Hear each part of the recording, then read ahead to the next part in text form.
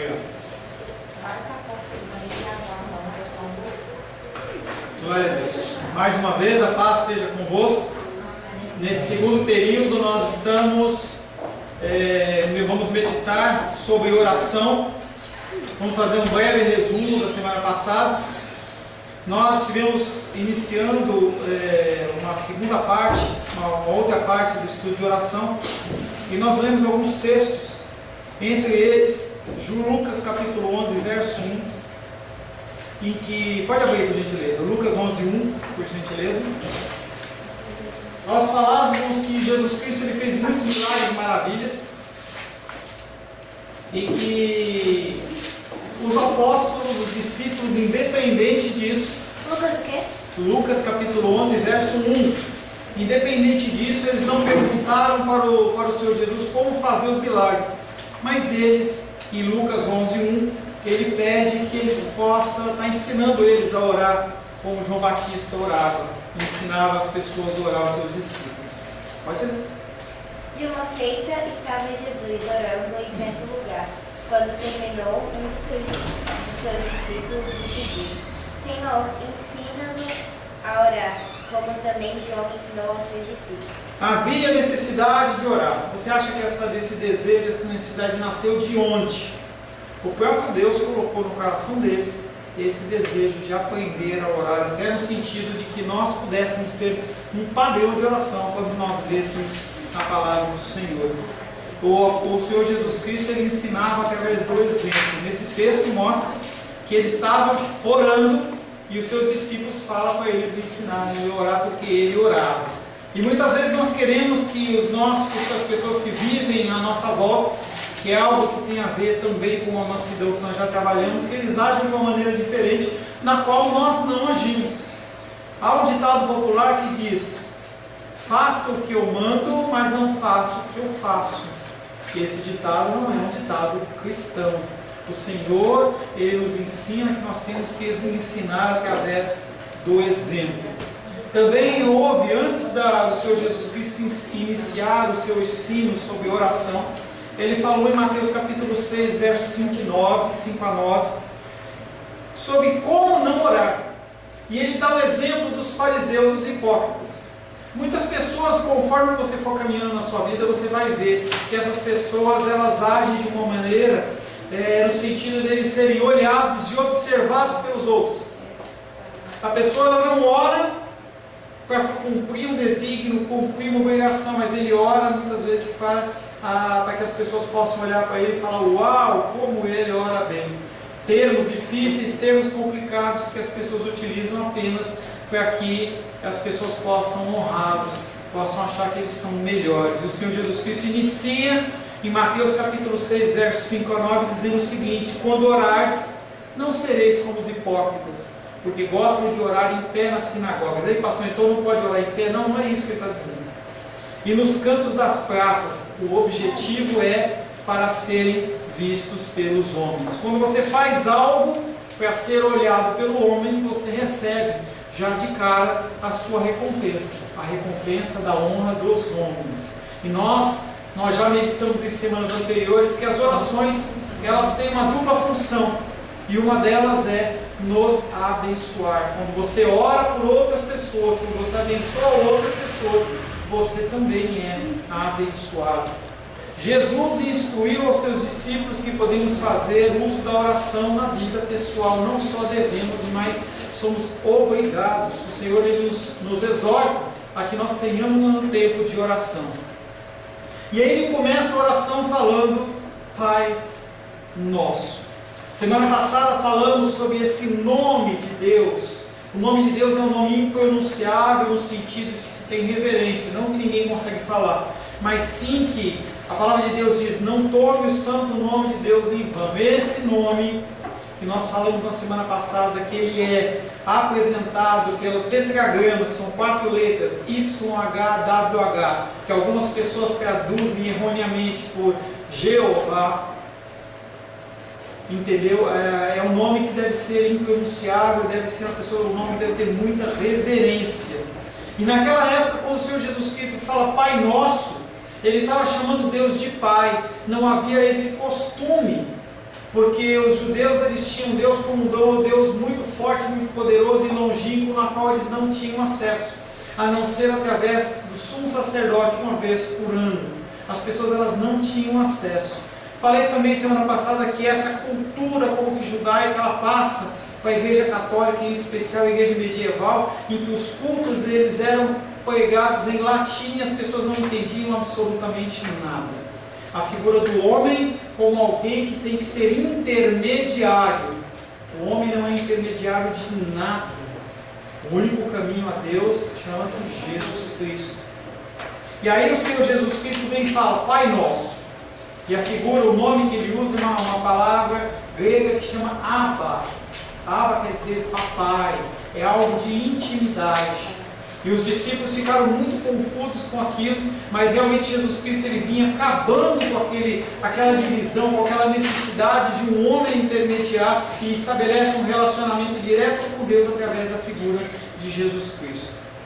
E aí, começando a aula de hoje, nós falamos que há um sentido especial em que Deus é o Pai de todos. Deus é o Pai de todos. As pessoas elas acham que Deus é o Pai de todos, todos vão ser salvos. Na verdade, Deus é Pai de todos apenas num sentido, Ele é o doador da vida. Ninguém existe se não for através de Deus, através da figura de Jesus Cristo. Todas as coisas foram criadas por Ele, para Ele e através dele. Nesse sentido, Deus Ele é o Pai de todos, mas só nesse sentido. Na Bíblia, quando o indivíduo vai se aproximar de Deus, ele só pode se aproximar ou através de um ser humano, quando se fala em Antigo Testamento, ou através de Jesus Cristo. Não há um outro caminho a não ser Jesus Cristo. Quando a gente olha o Antigo Testamento e a gente vê a figura das pessoas chegando aos reis para falar, se eles não fossem convidados ou se não fosse aceita aquela pessoa na frente do rei, ele morreria. E aí nós falamos rapidamente sobre a história de Esther e Assuero. Rainha Esther, que era descendente hebraica, casou-se com Assuero, e aí há uma lei que é divulgada, que é promulgada de matar todos os judeus. E aí o seu tio vai a ela e fala, olha, você precisa ir lá falar com o rei. Se tem alguém que tem acesso ao rei, chama-se você. E ela fala, como que eu posso ir na presença do rei? Se eu me apresentar ao rei sem ser convidado, eu morro. E aí o tio dela fala assim, olha, não acha que porque você é a rainha, que o juiz não chega no trono, não. Quando eles descobrirem que você é hebreia, você morre também. E aí ela entra num propósito de jejum, ela pede que os judeus estejam fazendo um jejum, e ela fala, se eu entrar na presença do rei e morrer, morri. Ela entra na presença do rei, o Senhor já traz amor e parceria, carinho no coração daquele rei, que ele olha o rei olha para ela e fala, que bom você está aqui. Me agrada a sua presença. E ele estende o cetro, que era um meio da pessoa dizer que estava sendo aprovada. Ele estende o cetro que ele governava para Esther, mostrando para ela que ela era bendita naquele lugar. Você não tem como ir a Deus se não for através de Jesus Cristo. Como que Deus fala conosco? Nós já falamos sobre isso. Deus ele fala de diversas maneiras. Ele fala através da natureza, ele fala através de sonhos. A gente tem a visão de José, que teve em sonhos. Tem a figura de anjos. Maria recebeu a revelação de anjos. O próprio Daniel, quando ele estava conversando, ele recebeu a presença do anjo Gabriel. Você pode ouvir a voz de Deus, você pode ter um sentimento, uma percepção. Mas basicamente Deus fala através da palavra. E você, como que você fala com Deus? O único jeito de você falar com Deus é através da oração. Você não fala com Deus através da palavra, a palavra fala com Deus através para você. Mas você, para você entrar em contato com Deus, é apenas, única e exclusivamente através da oração. João capítulo 1, verso 12. João 1, 12.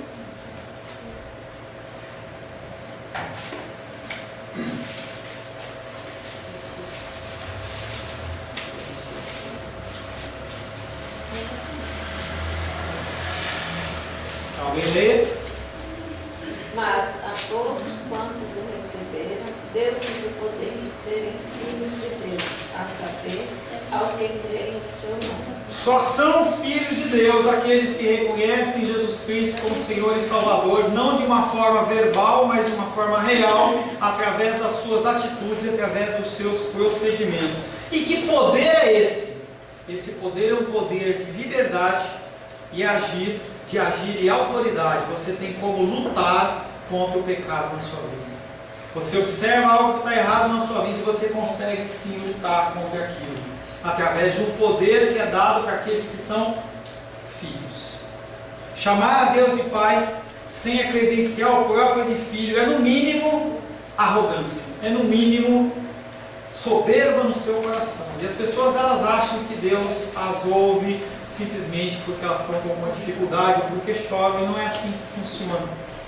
Não achamos a ideia de paternidade e irmandade universal em nenhum lugar, seja na introdução do Pai Nosso, seja na Bíblia. Quando se fala Pai Nosso, ele não está falando no geral, ele está falando sobre um grupo seleto, aqueles que creem no seu nome. Aqueles que creem no seu nome podem olhar para Deus e falar Pai Nosso. Mas pastor, tem um monte de gente que fala Pai Nosso.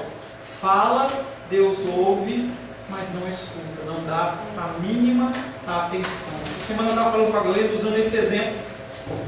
Quantas vezes a gente está num lugar e alguma pessoa está chamando, está ouvindo um barulho que nós não damos atenção. Em especial quem tem filhas. O filho fica, filho, pai, mãe, pai, e não quer nada.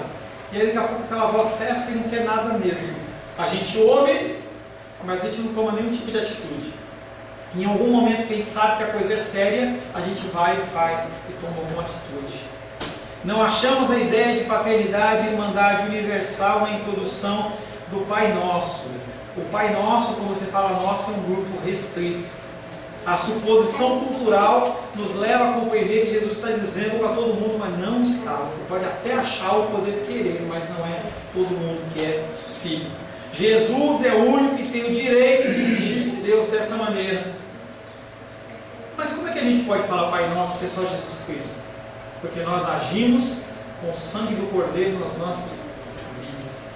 Nós somos justificados por Deus. Nós somos regenerados por Deus. Nós somos santificados por Deus. Quando Deus olha para mim e para você, Ele não nos vê, mas Ele vê o próprio Jesus Cristo.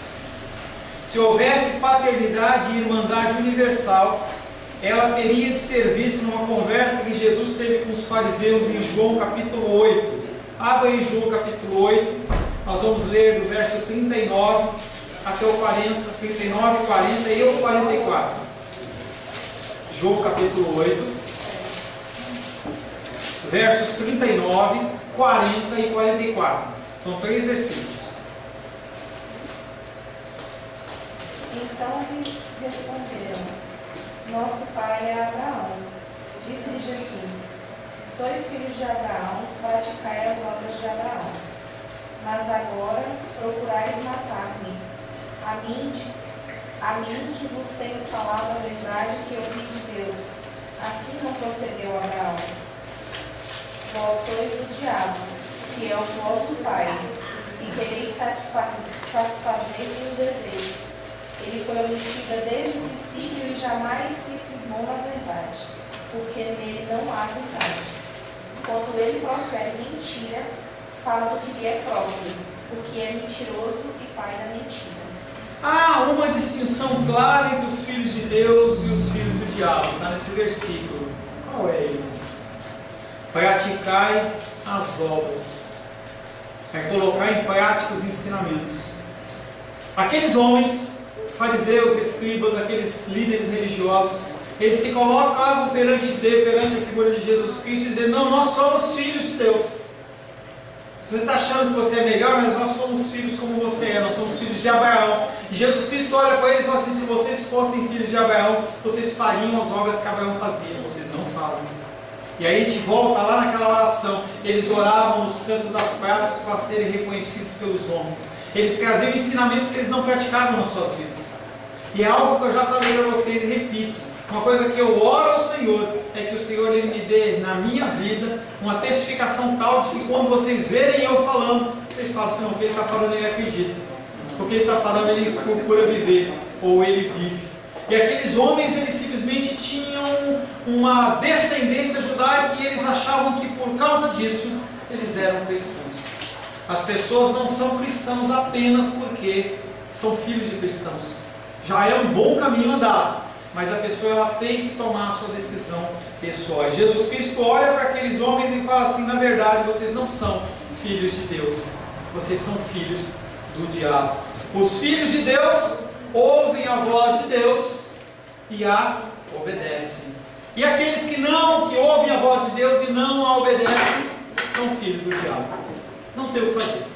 Não há mais que duas famílias. Ou você está numa família, ou você está noutra família. Não há o café com leite. Não, você não pode estar no meio. Eu lembro que eu estava lendo um livro, já tem alguns anos atrás, que tinha uma ilustração que mostrava um começo, um meio e um fim. E nesse meio haviam 3 caminhos. Havia o caminho da igreja verdadeira no centro. Havia o caminho da igreja falsa. E havia o caminho da igreja, do povo do mundo. As pessoas que estavam naquele caminho verdadeiro, elas não vão nem para o caminho do mundo, nem para o outro, não vão para a igreja falsa. As pessoas podem até ter alguma falha, algum erro, mas elas permanecem no caminho verdadeiro. Agora, quem vive numa igreja falsa, ela passa para um lado, passa para outro, aí chega uma festa do mundo, ela vai participar, e aí chega um carnaval, a pessoa vai, e tem não sei o que, não, agora eu quero participar, não, agora eu não quero mais. As pessoas que elas são do reino de Deus, elas permanecem num caminho, como se fosse num trilho de trem. Pode ter momentos que ela tem alguma luta, dificuldade, mas elas permanecem naquele caminho. Entenda que não tem 2 caminhos, ou você é de um caminho, ou você está no outro caminho. Não há um terceiro tipo. Todavia, ambos os grupos têm uma coisa em comum. Tanto a família de Satanás como a família de Deus têm uma coisa em comum. Os membros da sua família fazem a vontade do seu respectivo pai. Se você é de Satanás, você faz a vontade de Satanás. Se você é de Deus, você faz a vontade de Deus. Ou você é de Deus, ou você é de Satanás. Episódio interessante acontece com Elias confrontando os profetas de Baal. E ele fala para o povo de Israel e fala assim: vocês querem seguir a Baal? Sigam a Baal. Vocês querem seguir a Deus? Sigam a Deus. Não tem como você ficar entre 2 senhores. Porque se você ficar querendo agradar um e agradar o outro, você não agrada nenhum. A casa de Deus, ela tem uma série de normas e procedimentos que são regidos pela palavra. Eu não estou falando em cabelo, em saia, não estou falando disso. Tem normas e procedimentos. Se você quer ser um cristão, você tem que seguir os mandamentos. Não quer dizer que você consegue seguir todos os mandamentos. Você caminha em direção a ou você é filho de Deus, ou você é filho de Satanás. Se examinarmos o Novo Testamento, fazendo perguntas a respeito de quem são os filhos de Deus, a resposta é clara. O Novo Testamento ele não é impressivo contra esse assunto. Romanos capítulo 8, a palavra de Deus dá uma resposta em relação à paternidade. Romanos 8, versos 14 até 17.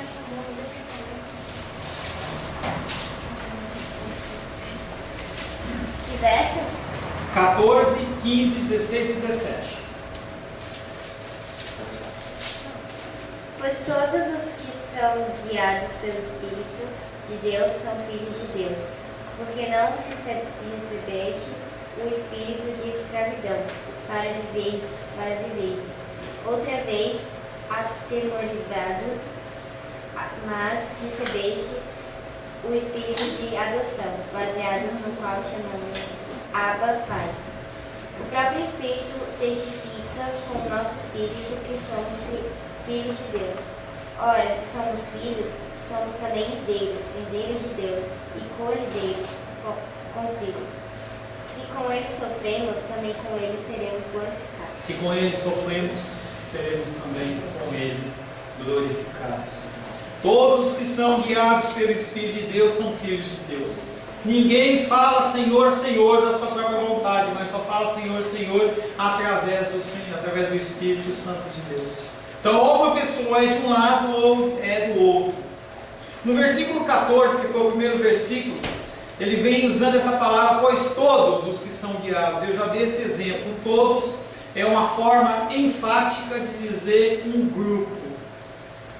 Quando você faz um aniversário, quando você tem alguma coisa, você convida. Olha, eu quero convidar as pessoas. Já dei esse exemplo algumas vezes. Eu vou fazer aniversário e falo assim, olha, todos estão convidados. Quem que está convidado? As pessoas que estão me ouvindo. Não é todo mundo do Guará, não é todo mundo de Brasília, não é todo mundo do mundo. Parece ridículo, mas é isso. Nós estamos exprimindo um conceito não de universalidade, mas um grupo restrito. Pois todos os que são guiados pelo Espírito de Deus são os filhos de Deus. E quem são os guiados? Aqueles que creem em Jesus Cristo. É um grupo seleto, é um grupo pequeno. O significado disto no Novo Testamento é que nós somos filhos adotados pelo Senhor. Nossa filiação não é automática. Beatriz, Ana, Luísa, Gabriel não são cristãos porque são filhos de cristãos. Eles são cristãos a partir do momento em que eles assim o decidiram, em que eles assim se colocarem. Tudo isso tem uma mudança, uma transformação. E é algo que eu já falo para o Gabriel. Eu falo, Gabriel, você é diferente da Bia, da Ana e da Luísa. Você já foi batizado, você já tomou uma decisão. Você tem que ter outra postura. Mesmo tendo 15 anos, fazendo 15 anos, ele tem que ter uma postura diferente. Porque ele já se decidiu. Nossa filiação não é automática. Nossa filiação não é herdada. Nossa filiação não é genética. Antes ela deriva única e exclusivamente de Cristo. A palavra do Novo Testamento para essa situação é adoção. Você é adotado. Por causa de nosso relacionamento de adoção com Deus por meio de Jesus Cristo, nós somos tornados cordeiros com Cristo. E isso é uma condição passiva. Deus, ele te faz cordeiro. Deus, ele age na sua vida. Deus, ele muda. Deus te transforma. Deus te faz manso. Deus gera em você o coração ou de orar, de buscar as coisas do Senhor. É algo que o Senhor tem me incomodado bastante em relação a isso. Esse desejo, esse sentimento de a gente buscar mais a Deus. E eu não posso fazer nada a não ser orar por mim e orar por você. É somente porque estamos em Cristo e Ele está em nós que nós temos o privilégio de dirigirmos a Deus como nosso Pai. Única e exclusivamente através do sacrifício de Cristo, você sim tem acesso ao Pai. Não é porque você é bonzinho, não é porque você é legal. Martinho Lutero, um dos homens principais da Reforma Protestante, ele dizia, certa vez, que se ele pudesse entender apenas o que significa Pai Nosso, ele não seria mais o mesmo. Quem está falando com isso? Que o texto bíblico ele traz muito mais do que uma leitura corrida. Ele te traz o entendimento, que é algo que nós falamos bastante na semana passada. Você tem que buscar o entendimento e o aprendizado mais e mais. Mas eu estou satisfeito. Eu já sei demais. Eu lembro que lá em São Paulo tinha um pastor que era amigo nosso, em que eu chegava para ele e falava assim, pastor, eu era pastor auxiliar também, eu falava assim, pastor, às vezes nem dá mais vontade de usar a Bíblia, de ler a Bíblia. Aí ele falou, por quê? Foi porque a gente sabe tão mais do que esse povo. Se a gente falar que Jesus Cristo tem olho azul, eles acreditam. Se falar que ele usava blusa laranja, eles acreditam, porque eles não leem a Bíblia. E na verdade o nosso padrão não pode ser referencial das pessoas, e sim referencial do Senhor.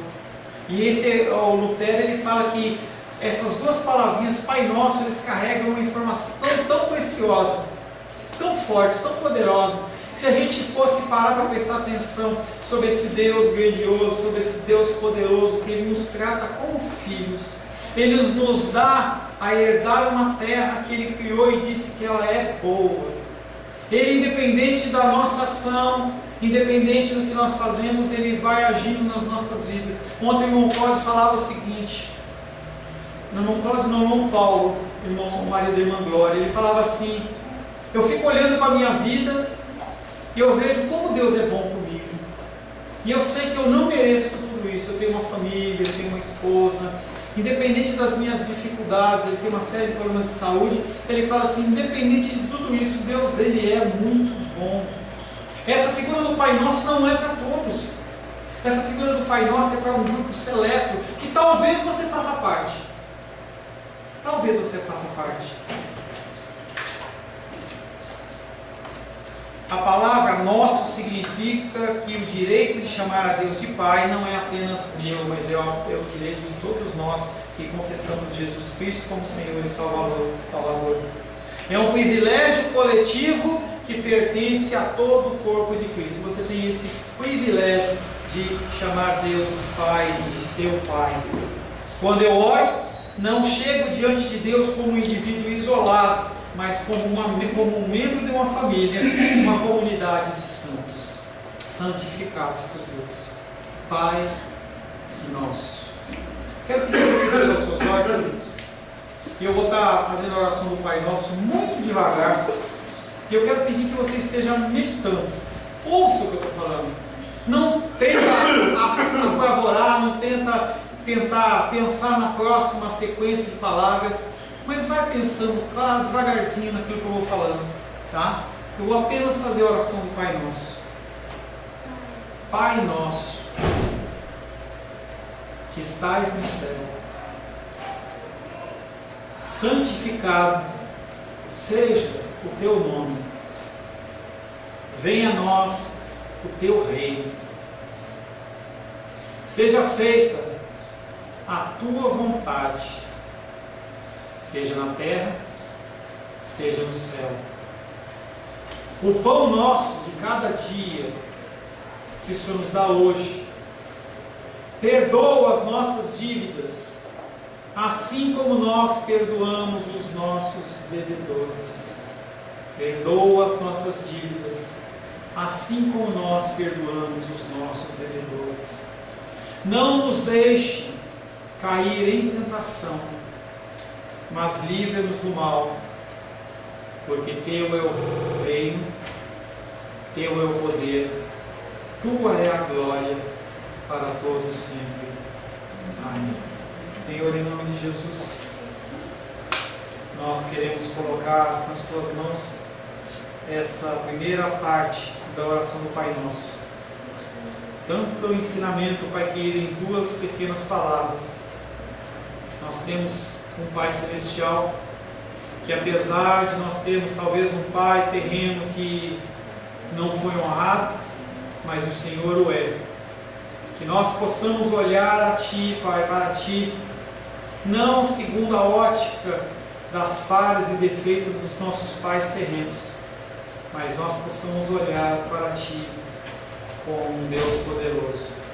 Um Deus poderoso que não tinha necessidade nenhuma de se relacionar conosco, mas se relaciona. Nós queremos agradecer porque Tu és o nosso Pai.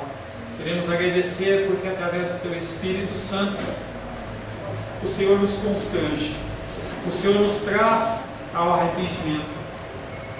O Senhor permite que nós estejamos lendo a Tua palavra e entendendo os Teus conceitos, as Tuas consolações, as Tuas exortações.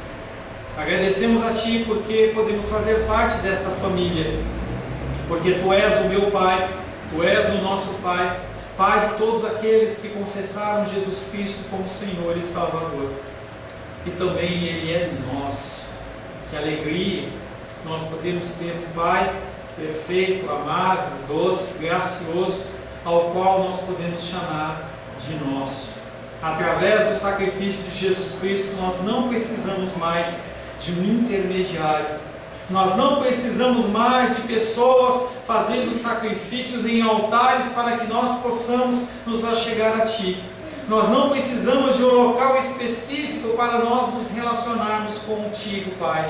Nós podemos falar contigo nos nossos lares, nas praças, nas nossas escolas, nos nossos trabalhos. Mesmo, Pai querido, em meio a um banho que nós estejamos tomando, nós podemos sim conversar contigo. E isso é um tremendo, um enorme privilégio. E é um privilégio fazer parte, Pai querido, do Teu corpo. Sei, Pai querido, que cada parte do corpo tem a sua função. Nos ajuda, Pai, a encontrarmos a nossa porção, a nossa parcela de trabalho, independente, Pai, do mais novo, independente do mais idoso, que nós possamos, Pai querido, em nome de Jesus, reconhecer o nosso parte no corpo. E ao falar, Pai nosso, nós podemos entender que, fazendo parte do corpo, nós temos responsabilidades. Pai, entregamos nas Tuas mãos as nossas vidas, pedindo ao Senhor que mais e mais o Pai Nosso seja, Pai, uma verdade nas nossas vidas, nas nossas orações, na comunhão com os santos, em nome de Jesus. Amém. A paz seja convosco. Meu nome é Paulo César. Eu sou pastor da Igreja Cristã Semente de Vida, aqui em Brasília, Distrito Federal. Me alegro que a palavra tenha te alcançado. A palavra faz isso. Ela alcança as pessoas aonde quer que elas estejam. E você foi agraciado com esta palavra. Não que eu tenha nada especial a te dizer. A palavra ela é suficiente e ela usa quem ela quer. E eu me alegro por ter sido um canal para poder te abençoar. Mas eu quero te dizer que não basta você ser um ouvinte. Não basta ser uma pessoa que se alegra quando você ouve a palavra de Deus. A vida ela é feita de decisões. Se você está ouvindo esta palavra hoje, eu creio que o Espírito Santo tem um propósito especial com você. Muito mais do que prosperidade, muito mais do que uma cura física, uma cura emocional ou espiritual, Ele quer te alcançar para a vida eterna. Nós investimos nosso tempo, nós investimos as nossas forças em coisas terrenas, mas o Senhor ele tem muito mais a oferecer. Ele tem sim para você a cura, Ele tem sim para você a prosperidade, mas Ele tem muito mais que isso. Submeta-se a um Deus que Ele é capaz de mudar e transformar a sua vida por completo. Creio que o Espírito Santo ele é capaz de tocar o teu coração. Quero pedir que você curve a sua cabeça. Senhor, em nome de Jesus, coloco na Tua presença essa vida que ouve esta ministração, que ouve esta palavra. Pai, eu não tenho capacitação nenhuma, mas o Teu Espírito ele é capaz sim de tocar nesta vida, gerar nela mudança, transformação, arrependimento, e que ela possa simplesmente bater no peito, convencendo-se que é pecadora e que precisa de um Deus salvador. Não há um caminho a Ti, meu Deus, que não seja através de Cristo. E eu lhe peço, Pai querido, que você alcance essa vida e ele possa sim tomar uma decisão pessoal pelo Senhor, em nome de Jesus. Amém. Amém, meu querido.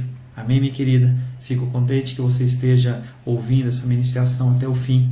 E peço que você não se limite a ouvir os cultos pela internet. Você procure perto da sua casa uma igreja, um lugar que proclame a palavra do Senhor. Eu oro para que o Espírito Santo te direcione nessa busca, porque muita coisa tem sido oferecida que não é o Evangelho. Eu abençoo a sua vida em nome de Jesus. Amém.